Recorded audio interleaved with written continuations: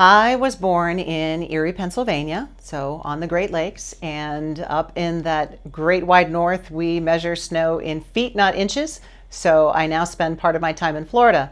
But ever since I was a little girl, I really had a vision of what I wanted to accomplish, and it wasn't enough. It wasn't enough of a stretch. So when I graduated from college, I started as an administrative assistant, and I was good at it.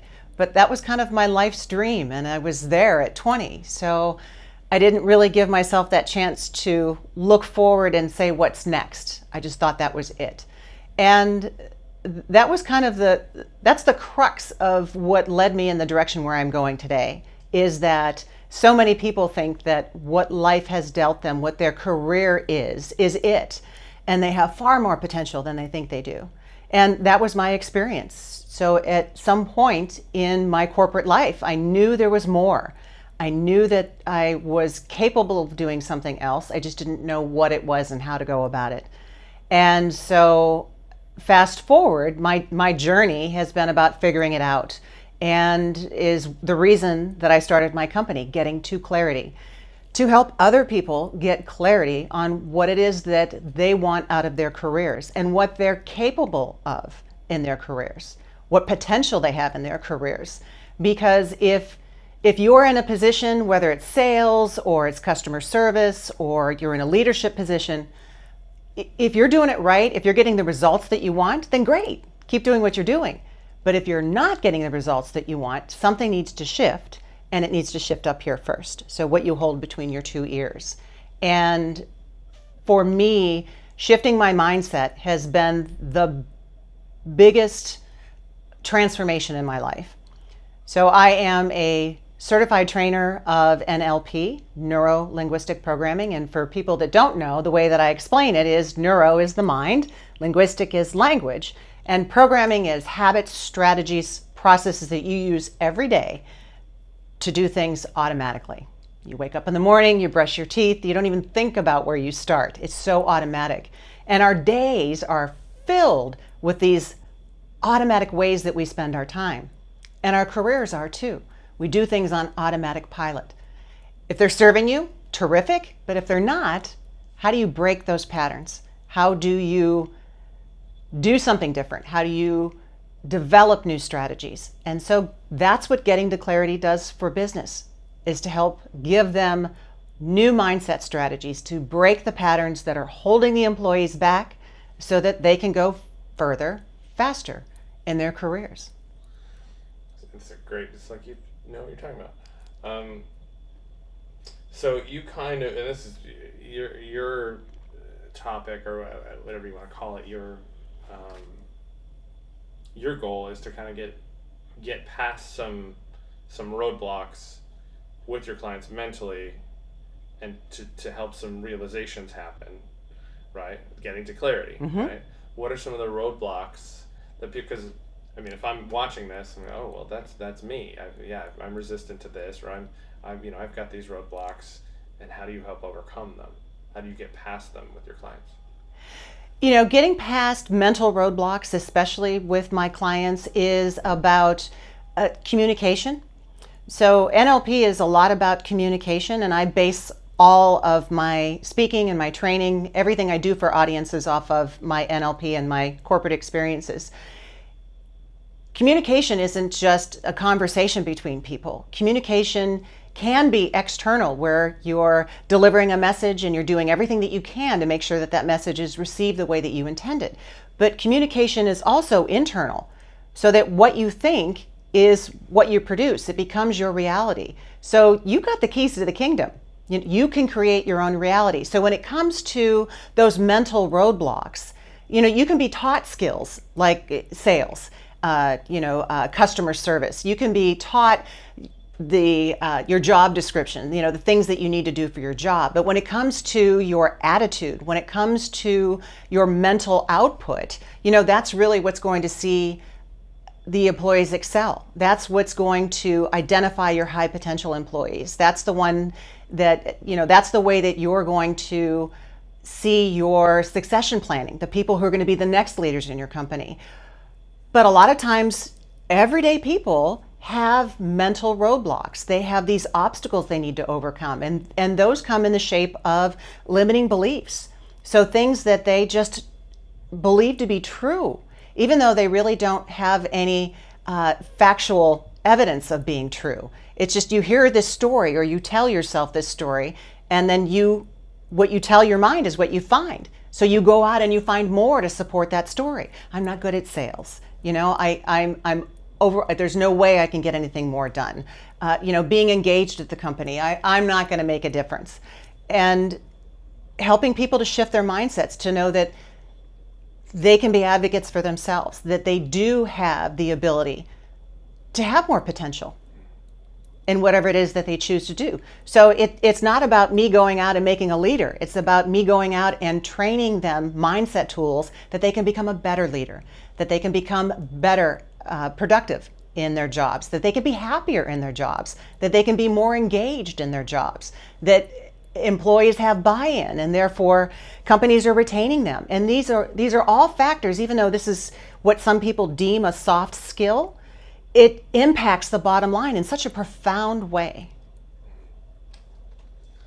I love it. I really do. Like, there's no there's no this and that.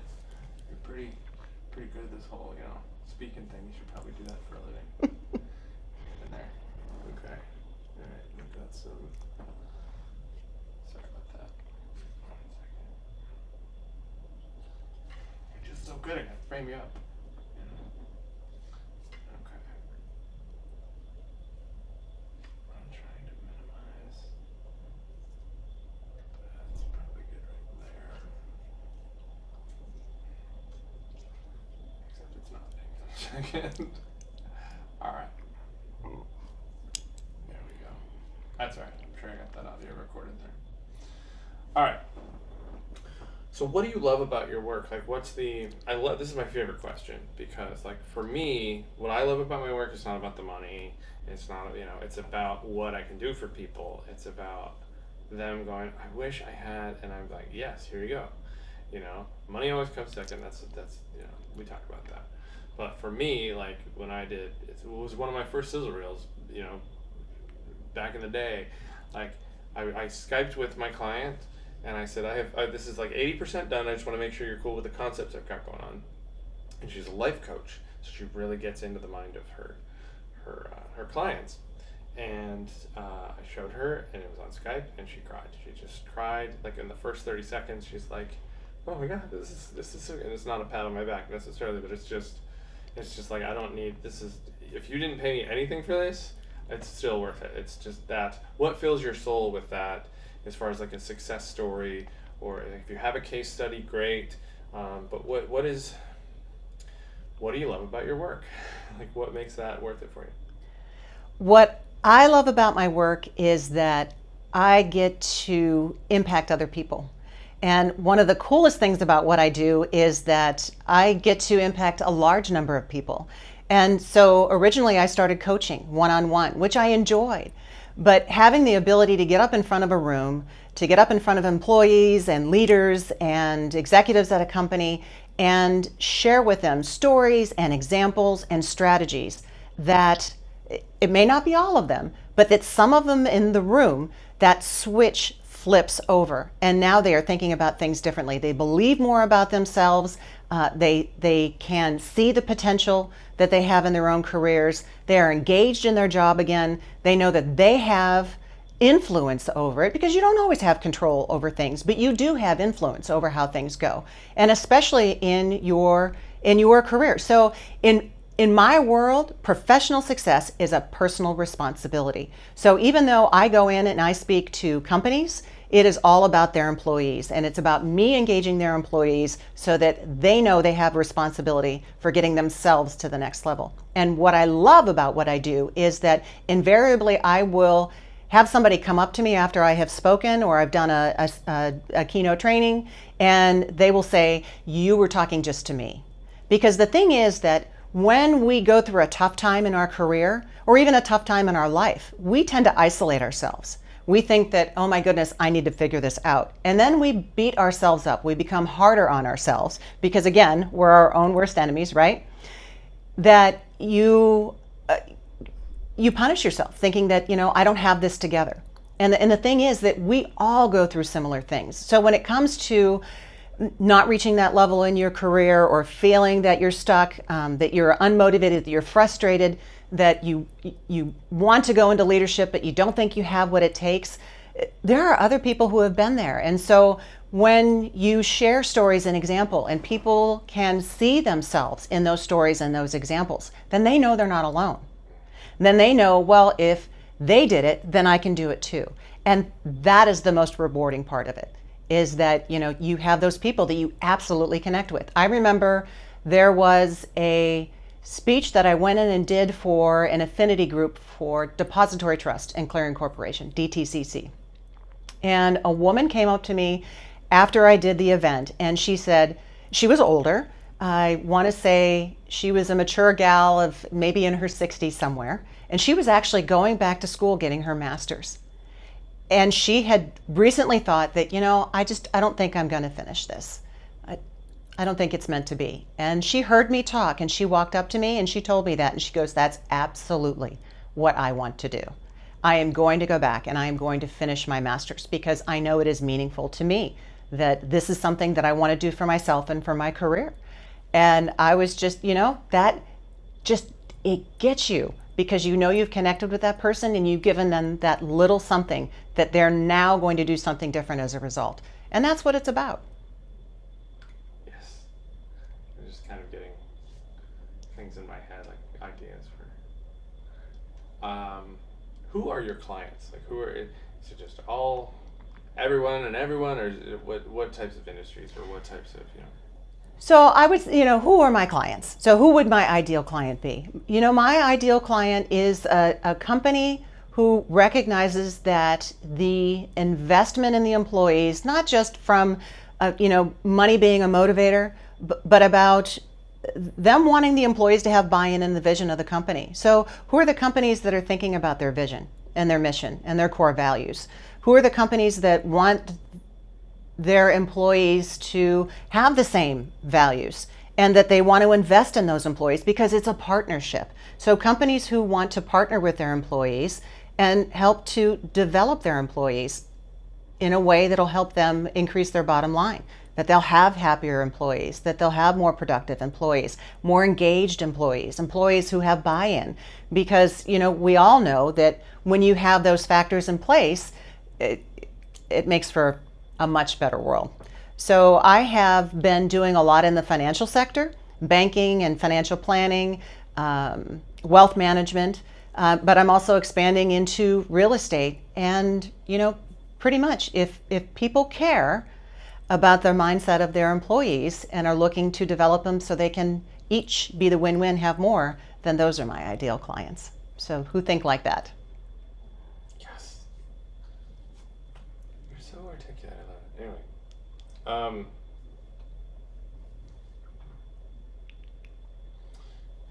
I was just like, who can you help the most? You kind of already answered that. Do you see the needs of your clients changing at all? How I see the needs of my clients changing is how things are delivered.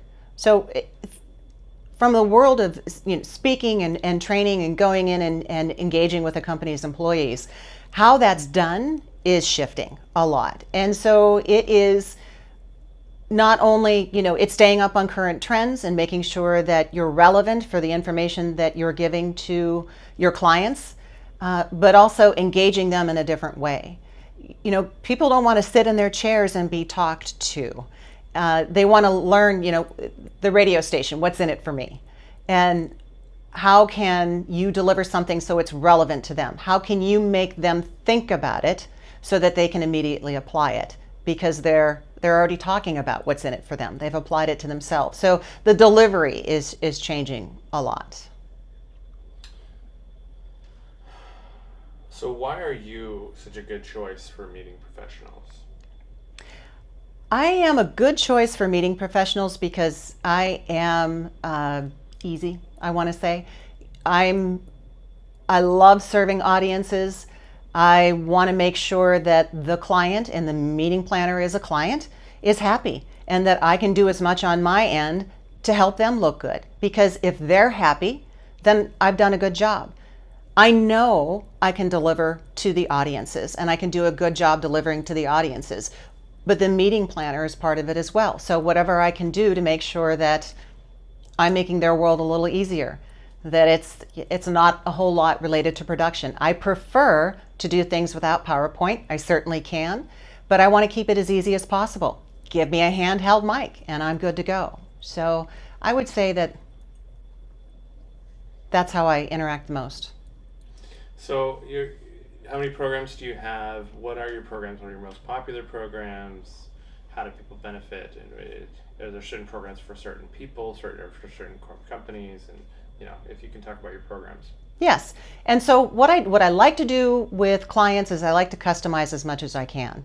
So one of the ways that I work with my clients is to do interviews on the front side, not only talking to management or whoever it is that's bringing me in, but speaking to their people to make sure that I'm being relevant to them, to make sure that I know what's going on so that I can customize examples and stories and analogies that it's relating directly to them. The topics, I speak on a number of topics, but the ones that I speak on the most would be communications and leadership. And influence ties into both of those. And communication is pretty broad. So communication lends itself to networking, it lends itself to mentoring, it lends itself to better communication in a department, it lends itself to culture. It can go in a number of directions. So essentially, I tailor for my customers, and it's mindset related to communication. So it's about the successful communication, or the successful mindset of communication, the successful mindset of leadership. Have you written a book? Have we talked about that? Actually, I'm in the process of finishing my book right now, my first one, so I'm excited about it. So let's pretend you finished it. Okay. Do you have a title for it? Ish. Okay. Then we can't really talk about it. Right. Yeah. Okay. I'd rather not. Okay. That's totally fine. So if you had a message to send to 10 million people, 10 million people were tuned into your message, what would that message be? Oh, my message to 10 million people. That would be fun to speak to 10 million people at one time. My message to 10 million people would be that, you've got this. You are so much more than you think you are, that shifting your mindset is going to shift your results. Whether you're a business, whether you're an entrepreneur, whether you're a solopreneur, whether you're a corporate employee, shift your mindset and you'll shift your results. So how can people find you? People can find me at gettingtoclarity.com. They can email me at debbie@gettingtoclarity.com. Do you have a specific phone number that you want to? It is, so my phone number to contact me would be area code 814-881-5204. And of course, I'm across all the social media channels as well. Awesome. Is there somebody in your life that kind of influenced you to be who you are now, like a mentor or something like that, or a family member, somebody that inspired you at all? I would say the two people who have impacted me the most in my life are my grandmother. And she was a very strong woman and just emanated kindness to all people. She was very sure of herself. So having that as a role model was huge when I was growing up. And the other would be my husband. He is the biggest cheerleader I have. He is very supportive. He has always encouraged me to reach for more, and which in turn is paying it forward and allowing me to encourage other people to reach for more. Well, you're breezing right through my questions here.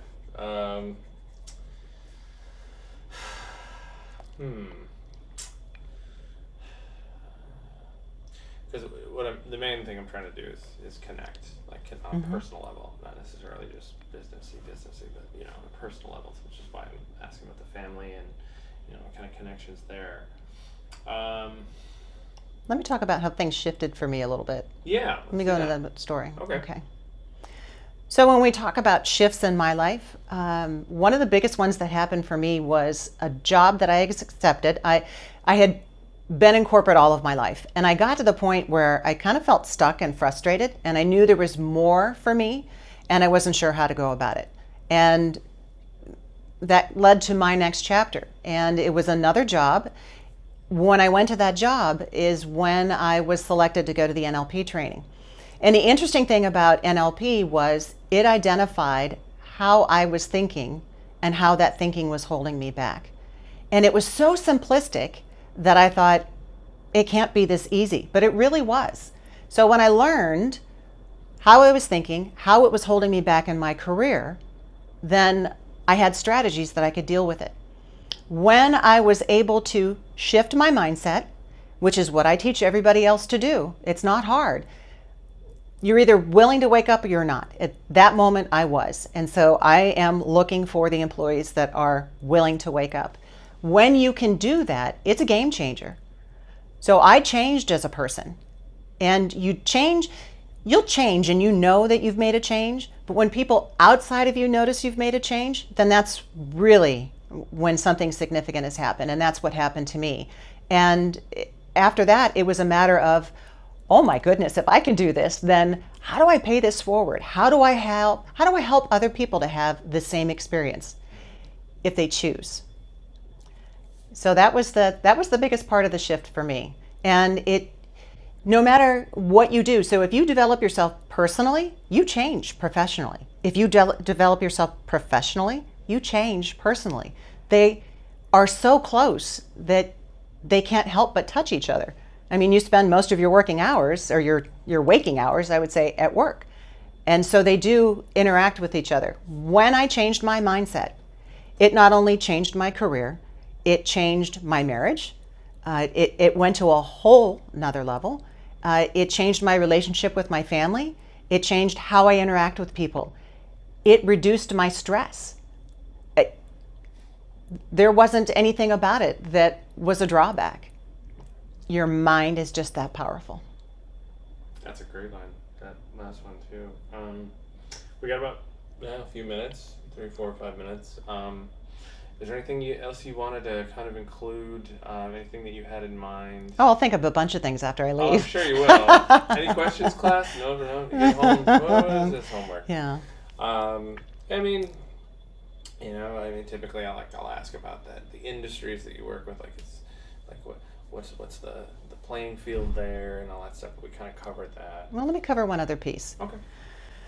So when I thought about how I achieved what I achieved, so I go through this transformation, I'm on the other side of it, and I'm thinking, oh my goodness, if I can do this, so can other people. And so how do I deliver that? Because what I do is my own training. I've not taken something that's packaged and reapplied it for my use. This is what I've created, and I've created it as a result of what I've gone through. And helping people to be responsible for knowing what it is that they want and why they want it, being responsible for knowing their values, having the ability to have a plan. What are you looking for? You got to name it to claim it. If you don't know what it is, how can you get to it? Helping people to understand community, and that is people, because I wouldn't be where I'm at if it wasn't for the people in my life, the people that you associate with. And so helping people to understand they need to reach out to other people, that other people in their community, in their masterminds, in their accountability groups, in their coworkers, and the people that they associate with have the ability to lift them far beyond they think where they can go. And teaching people to engage, having that plan and understanding what they want, and then getting them out of their own way. Start doing what you need to do. Just take a step, get moving. And it all changes from there. So that's the system that I came up with. And so those are the 4 pillars that I focus on when I go into groups, whether it's communication, it's influence, it's leadership, it's customer service, productivity. Those are the 4 pillars that everything ties to, and that I really try to drive home to other people so that they get it too. Brilliant. I think we're good. Anything else to add? You know, I mean, we've got like 2 minutes, so it's really up to you. Usually that 2 minutes would be about the book, but it's not done with the book yet. So I'm just saying. No, what? Tell me about the book though, like real quick. Like, what kind of stuff is in it? So the book, it in some way, shape, or form will be named around race, RACE, because what I just explained, the 4 pillars.